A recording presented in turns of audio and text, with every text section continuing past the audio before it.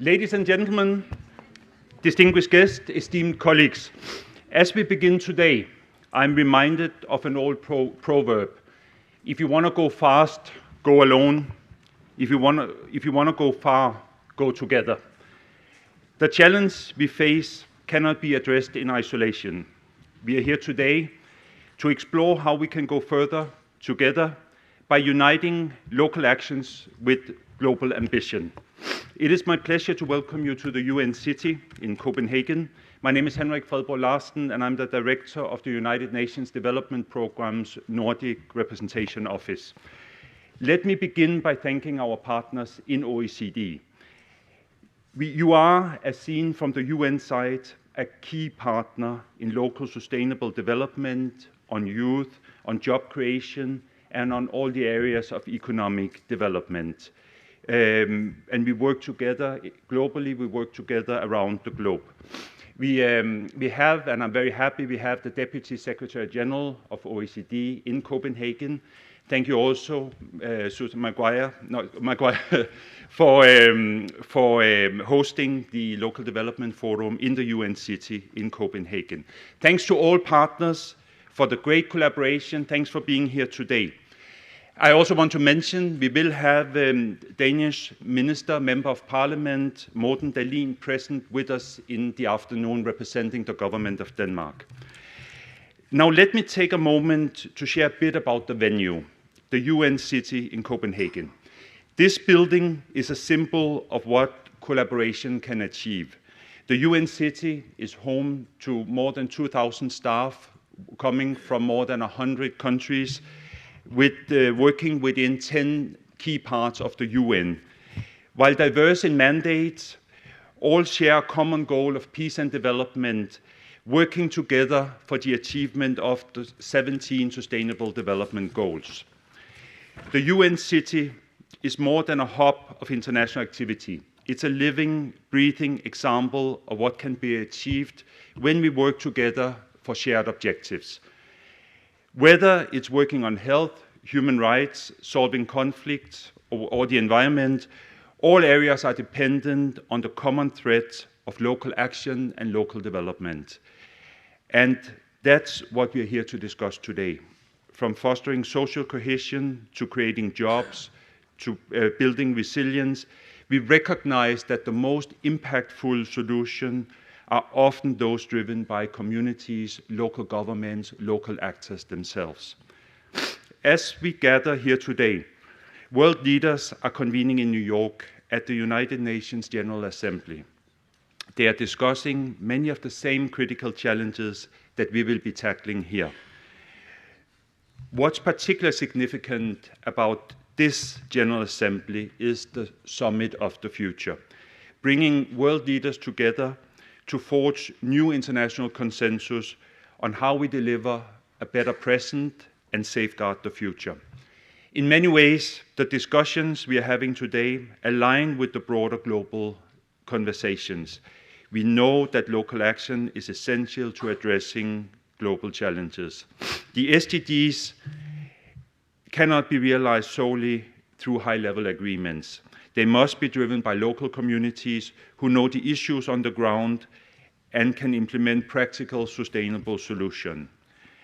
But let's also be clear, the major challenges that we are facing today are almost all dependent on global solutions and strong multilateral action for their solutions, whether that be the increases in food, energy prices, other costs of living, or the impact of climate change, the more frequent drought, the more frequent flooding, just to mention a few examples.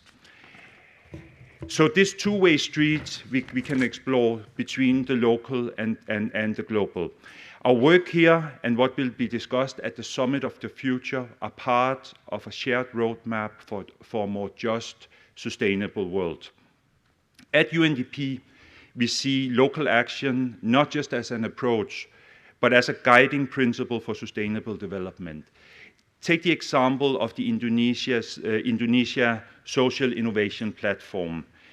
Through this initiative, we have empowered communities to come together, assess their own needs to co-create solutions, solutions that promote sustainability, inclusivity, and local ownership. In one village, the community came up with an innovative system to manage waste, transforming a local problem into an opportunity for income generation and environmental stewardship. This is local action at its finest. Communities taking control of their future, supported by global experience and expertise. We cannot talk today, of course, about local development without acknowledging the critical role of the private sector. Locally driven private sector initiatives are key to building resilient economies. As we look towards 2030 and the achievement of the SDGs, it's clear that local action will be more critical than ever. You, our partners at OECD, estimate that at least 65% of the targets behind the 17 Sustainable Development Goals will require active involvement at the local level. But to do this effectively, we need to embrace new ways of working. We must prioritize systems thinking, embrace portfolio approaches, and leverage digital technologies that can bring communities together and amplify their voice. At UNDP, we are committed to fostering these new forms of collaboration, both within our organization and with our partners in government, civil society, and the private sector. In closing, I want to return to the proverb we began with. If you want to go fast, go alone. If you want to go far, go together. The future we want cannot be achieved in isolation. It will take collective action, collaboration, and a common vision. The creativity of young people, the resilience of communities, and the strength of partnerships are what will help us go further than we ever imagined. With the Summit of the Future, we are reminded that the conversations we are having here today are not just timely, but critical.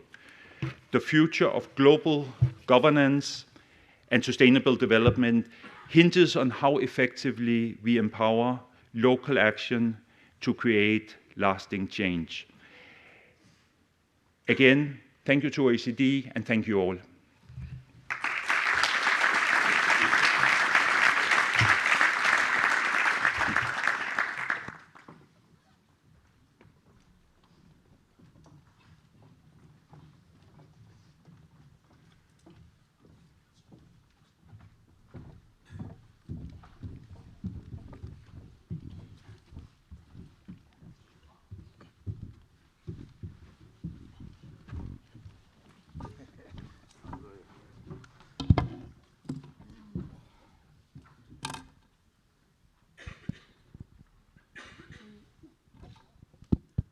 Can you hear me? Okay, thank you. So, thank you, Mr. Larsen, for your warm welcome. I'm really glad to be here today with you for the last day of the Local Development Forum. I'm Evelyn Haipo. I'm head of unit of Impact Investing and Social and Solidarity Economy at the Ministry of Economy and Finance in France. I'm delighted to have the opportunity to welcome two inspiring young social entrepreneurs, Ahmed Hadi from Finland, co-founder of the company Mimir Fellows, and Siavosh Derakti from Sweden, founder of the non-profit organization Young People Against Antisemitism and Xenophobia. Welcome, gentlemen. Thank you. Thank you. So let's start by painting the picture of being a young social entrepreneur. Ahmed, could you tell us what it is that you do? What inspired you to take action in this area? Yeah, hello everyone, and thank you for the chance to be here. Thank you for the introduction. Mimir is making, our mission is to make the Nordics global leaders in research commercialization with students leading the way. And our programs concretely target this through three areas. So first we have the culture, so how research commercialization is viewed both from the academic perspective and also the startup perspective. Then there's the structures, how the process of technology transfer, research commercialization is funded, incentivized, and how efficient it is. And lastly, we also have the network part, so how we facilitate the teams which are going to be the ones driving these innovations, and especially how we can match top entrepreneurs with top scientists. And the motivation for this is, it's great that we're in UN-City, because if we look at the state of the world, the SDGs offer a great way to figure out what are the most important problems to solve, and they're increasingly complex, and they require new solutions. If it would have been solved by apps or software or the information revolution, it would have been done so already. And so our best bet is to look into the edge of human knowledge, cutting-edge science, and trying to figure out how we can bring those to the benefit of society to solve these problems.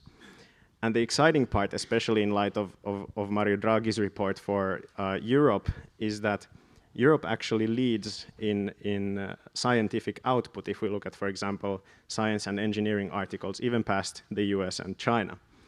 And so this offers quite an exciting opportunity, because at the same time, you know, over 95% is the figure, I think, currently of patents that go completely unused. And so this is by far, in my opinion, the most exciting and the most important problem to solve in how we can bring these new solutions to the markets at scale so they can benefit societies. And we're the first ones doing it completely student-led. Thank you very much. Thank you. And Shavash, the same question for you. I just want to say it's always an honor to be in Copenhagen as a person from Malmö. First of all, I want to say it's something I always struggle with is why. The magic word why is why I was starting this organization. 2010, I saw something is happening in Malmö, my city, my beautiful city. I grew up in Malmö, but I'm born in the north. The real Sweden and cold, but it was so cold, I think, I guess, my family moved back to Malmö, to Skåne. But why I started this organization was because I saw a big gap between Muslims and Jews in my hometown, Malmö. I saw also the rising of anti-Semitism that I was reading in the news, and I was thinking of one person that was a very special person in my life, my best friend from my childhood, and he was a Jew.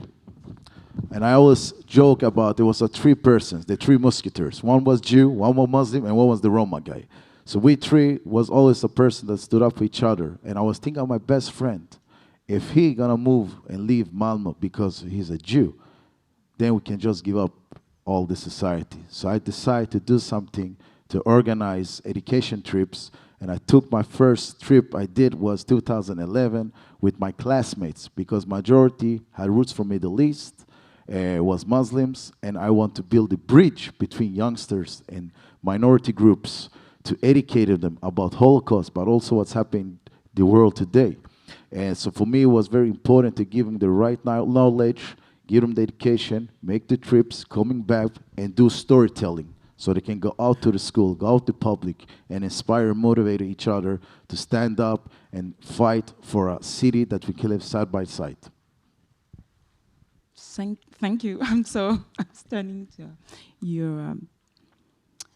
I'm sorry, because it's very important what you say, and I think it's a local development forum, bringing, you know, the bridge and discussion with people is very important. So now, moving on, and let's discuss the social impact of what you do. We heard earlier what you said, but how does your work contribute to sustainable development? First of all, I also want to say regarding to working with as a social entrepreneur, a lot of people don't understand even the word. They think a social entrepreneur is something where you're working with charity and you just chasing money and you do something for free. I just want to tell you also, I'm also an entrepreneur, a normal entrepreneur that building companies, but that I always focus on human being to make an impact and change the world. So what I want to do in this organization is actually to create more entrepreneurs that not only think about to make money, but also make a good impact and want to be the change. And that's why we have educated over 560 young ambassadors in this 10 years that is coming out and be the role model for each other. But because what we need in this room is we always need role model. someone we can set up to, someone we can build, someone we can want to do it. And that's very important. So it's about dedication. Yes. Dedication to take the next step to make an action. Thank you. And same question for you, Hamid. Sure. I mean, when working with research, it always depends on what discipline it is. But if we take, for example, climate as an example, almost all peer-reviewed simulations of climate change would show that even if the entire Western world ceased to exist today, so all of Europe, all of US would be deleted theoretically today, we wouldn't even get close to the 1.5 degrees of the Paris Climate Agreement. At best, it's somewhere around 2 degrees. And so, at the same time, we also have, according to projections, about 1 billion people who are going to rise from poverty by 2050. And so it's advocating degrowth is kind of a luxury of the Western world, and pushing that onto the entire globe could be considered slightly immoral. So that's why the best bet, again, is to be able to continue living our lives in a radically more sustainable way, and also being able to transform these solutions on a global scale. And that's why it's important that these solutions which come from science are not only beneficial to Europe, to US, to Australia, other developed nations, but that they're able to be scaled to literally the global market, because that's the only way that we're going to solve this climate crisis. And so this is where also the Nordic scope comes in, because I think the Nordics offers a pretty unique sort of opportunity to create the best infrastructure for this. The example I like to use, which can sometimes be provocative in some circles, is if I think about my own education, for example. I went through primary school, elementary school, middle school, high school, and now university as well in Helsinki, in Finland. The state has effectively put 300,000-400,000 euros into my education alone. And I hope they will not send a check for it when I graduate one day. But the idea here is not to just spend tax money. The basic idea is that I eventually graduate, I go to work, I pay income tax, maybe I found a company, I pay sales tax, I might employ people, they pay income tax, corporate tax, and it pays itself back, multiple times over. Great. At the same time, we fund most of our research also publicly. And so if we could extend this logic to also cover that, if something potential comes from our research which could benefit society, why don't we look at that in a similar way? Like the companies that will come out of these spin-offs, they will create employment, usually locally, because they involve plants, and they create employment and they create tax revenues, and it pays itself over as well to the welfare society multiple times over. And so the idea here really is that the Nordic region that's why it's in our mission, because we see that it has the potential to be the place where the top entrepreneurs and the top scientists who want to work on the most exciting problems and creating the most exciting solutions for that would come to this region for the best infrastructure and for the most fertile ground to do it. And I think it was mentioned yesterday in one of the panels that top talent follows the most interesting opportunities. Well, the most interesting opportunities are usually the ones which come from new solutions, usually come from cutting-edge science. Thank you. Thank you. So now, just let's finish with the key message.